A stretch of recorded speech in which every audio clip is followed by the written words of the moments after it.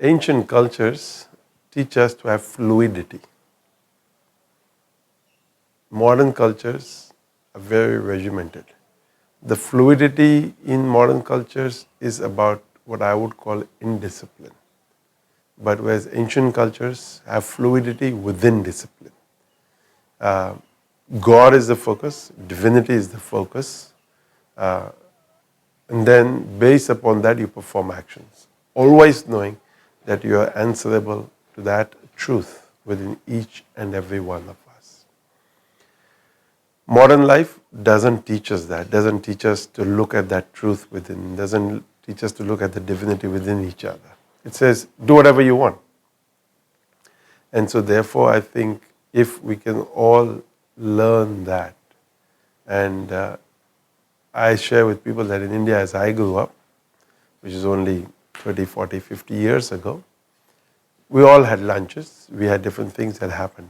But the occasion was not the lunch, the occasion was not the meal, the occasion was a puja, the occasion was a dance, the occasion was a wedding, the occasion was something spiritual, religious, something uplifting. But food was always a part of it. It was just natural, it was just given that if you invited guests, you have to honor them, you have to treat them, you have to feed them. And then if it was close family, close friends, you even gave gifts, depending upon the ceremony or the situation. Today we say, oh, come over for lunch. And so you just come and you have lunch. And so you have a little chat, you have a little gossip, which we had then also. But the very first thing you did was you went up to that divine altar, you paid your, salutations, you had a little chat with the priest, you acknowledge the existence of divinity.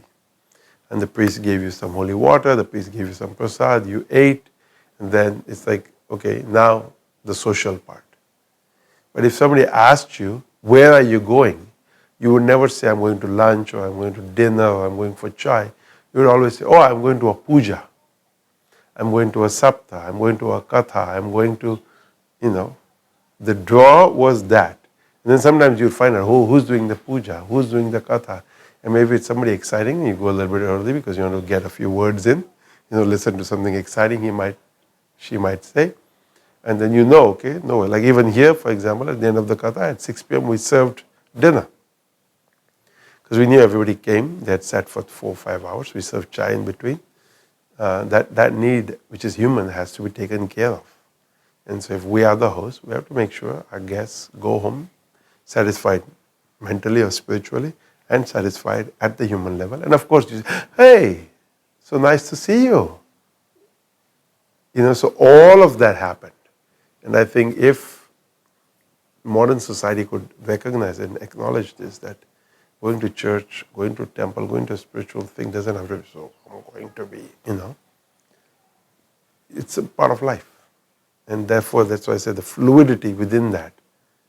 And I think that in the West, because we say, okay, now I'm meeting a friend, now I'm meeting family, we make these clear distinctions. And so that there's a talk by a fellow named Devdutt Patnaik, who's coming to Shanti Mandir Walden in February, who talks about this, that Indian culture is just movements. He talks about the different things we do here, and whereas modern society or Western society is just about, I do this, I don't do this. And so I think an ashram wants to teach, is what I learned. Growing up, I had a parent the other day who visited, whose child studies in a school in Mumbai, who's maybe 10 or 11 years old. And we have boys here who live, from 9, 10 years old till 25 years old. And though her son goes to a wonderful school in Mumbai, she felt that the boys here were more confident of themselves versus her son, who was getting a good education, but not the human teachings or touch that we get in an ashram. I feel proud of myself sometimes, and I think that I grew up in an ashram. I learned to climb trees, I learned to walk in the dirt.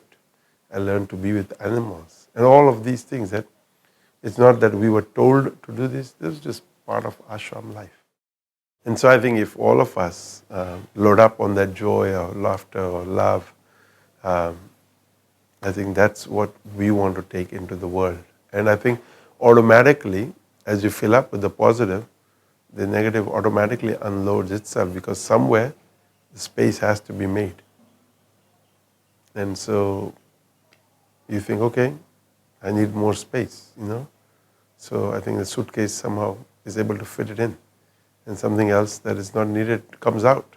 And you think, oh, okay, I don't need it.